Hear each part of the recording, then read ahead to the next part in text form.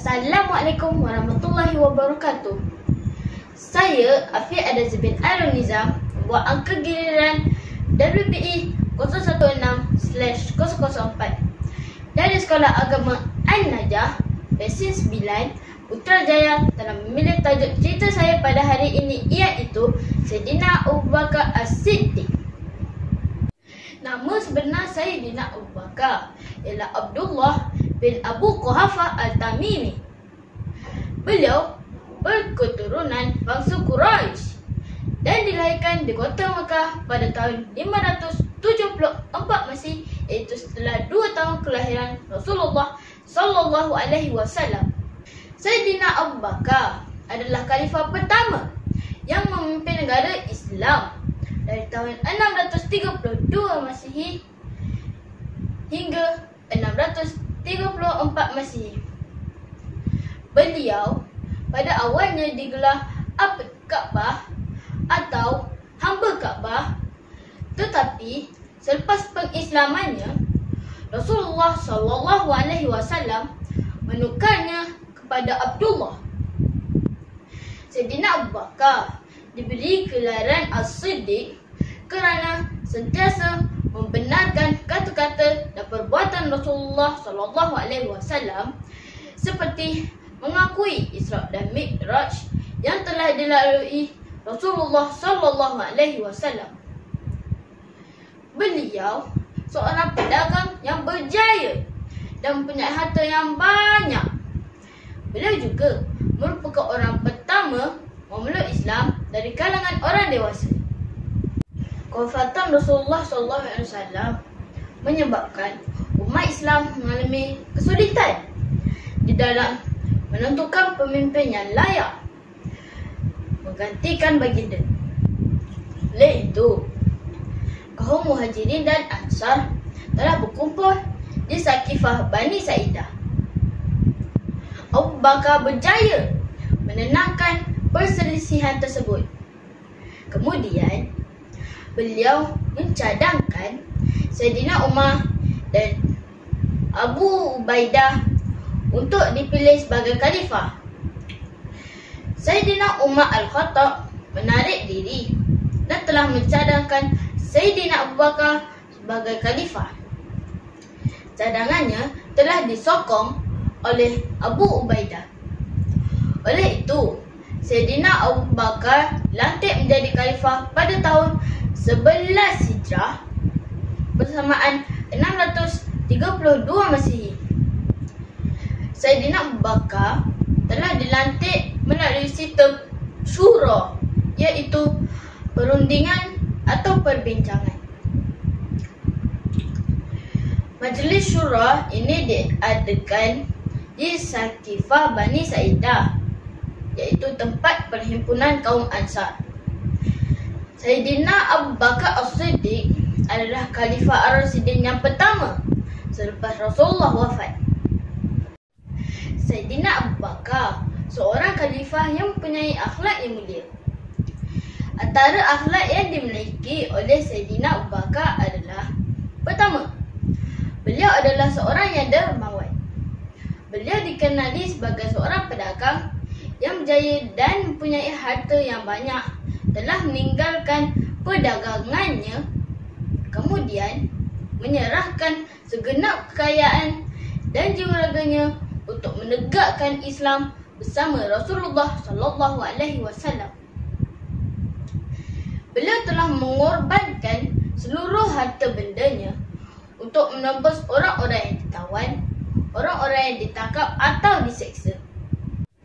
Selain daripada itu, beliau juga telah membeli hamba-hamba yang kemudian dimerdekakannya. Salah seorang hamba yang dibelinya lalu dibebaskan, yang paling terkenal dalam sejarah ialah Bilal bin Rabah. Kedua, beliau seorang yang berkhidmat tinggi dan berani. Keunggulan beliau dapat dilihat dengan jelas selepas wafatnya Rasulullah SAW, dikala mana umat Islam hampir menjadi panik serta tidak percaya kepada kewafatannya.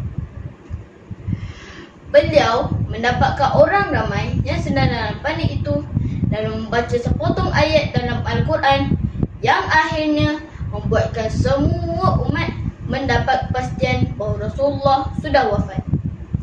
Ketiga, beliau seorang yang jujur dan tidak pernah berdusta. Sebab itu, Rasulullah SAW telah memberi gelaran As-Siddiq yang bermaksud yang benar kepada Sayyidina Abu Bakar. Keempat, beliau sentiasa berdampingan dengan Rasulullah SAW. Sayyidina Abu Bakar As-Siddiq sebagai seorang sahabat yang sama-sama mengalami kesukaran dan kepahitan bersama-sama Rasulullah dan menyampaikan seruan Islam.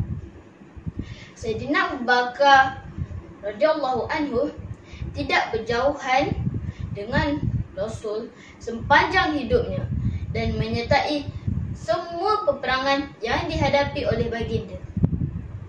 Sayyidina Abu Bakar telah menunjukkan pelbagai pengorbanan dan sumbangan kepada agama Islam. Antara 4 sumbangan utamanya adalah: yang pertama, beliau berjaya mengislamkan para sahabat di awal perkembangan Islam. Beliau telah berjaya mengislamkan sahabat-sahabatnya seperti Osman bin Affan, Abdul Rahman bin Auf dan Sa'ad bin Abi Waqqas. Kedua, berhijrah bersama Rasulullah SAW. Beliau bersama-sama Rasulullah SAW ketika berhijrah ke Madinah pada waktu malam. Mereka telah menghadapi pelbagai cabaran. Beliau sanggup mengorbankan harta dan nyawanya untuk mempertahankan Rasulullah SAW dan agama Islam. Ketiga, mengumpul Al-Quran. Sayyidina Abu Bakar juga berusaha mengumpul Al-Quran di atas cadangan Sayyidina Umar Al-Khattab setelah ramai dalam kalangan para tahfiz yang mati syahid. Keempat, mengakui peristiwa Isra' dan Mi'raj. Sayyidina Abu Bakar adalah orang yang mengakui peristiwa Isra' dan Mi'raj yang berlaku kepada Rasulullah SAW sehinggalah beliau digelar As-Siddiq. Pada 8 Ramadan akhir 13 Hijrah, Sayyidina Abu Bakar jatuh sakit kerana cuaca yang terlalu sejuk. Beliau sakit selama 15 hari.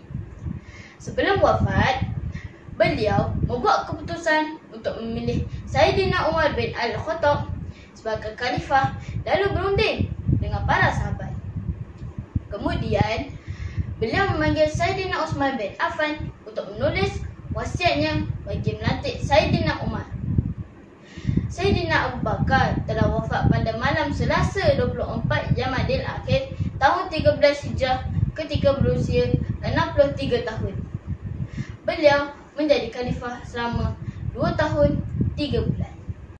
Pengajaran dan hikmah yang dapat disampaikan di sini: pertama, berusahalah untuk mengeratkan hubungan silaturahim sesama manusia. Kedua, sentiasalah mematuhi perintah ketua atau pemimpin selagi mereka tidak menyuruh kepada kemaksiatan. Umat Islam hendaklah sentiasa bersikap berani untuk mempertahankan agama Islam dari unsur-unsur yang mencemarkan kesuciannya. Berdasarkan cerita ini, saya dapat mengambil iktibar dan mencontohi sifat-sifat yang ada pada Sayyidina Abu Bakar. Pertama, sifat kepimpinannya. Sebagai seorang ketua, kita hendaklah taat pada Allah dan boleh terima teguran daripada orang bawahan. Kedua, persahabatan. Sayyidina Abu Bakar merupakan sahabat sejati Nabi Muhammad SAW yang sentiasa menyokong dan mempertahankan sahabatnya. Ketiga, berakhlak mulia. Beliau sentiasa berkelakuan baik dan bersifat terpuji. Keempat, berani. Beliau menunjukkan sifat berani dalam mempertahankan ajaran Islam dan akhir sekali adalah sifat dermawan yang dimilikinya memberi iktibar kepada saya untuk sentiasa berkongsi rezeki dan bersedekah. Sekian sahaja cerita saya pada hari ini. Semoga cerita yang saya kongsikan ini dapat memberi manfaat dan pedoman kepada semua. Di sini, saya juga ingin merakamkan sekalung penghargaan kepada guru saya, Ustaz Muhammad Nasir bin Muhammad Yusof, kerana memberi tunjuk ajar dan tidak jemu mendidik saya dalam mata pelajaran sirah. Saya sudahi ucapan saya dengan serangkap pantun. Kalau ada sumur di ladang, boleh hamba menumpang mandi. Kalau ada umur yang panjang, boleh kita berjumpa lagi. Sekian, wabillahi taufik wa hidayah. Wassalamualaikum warahmatullahi wabarakatuh.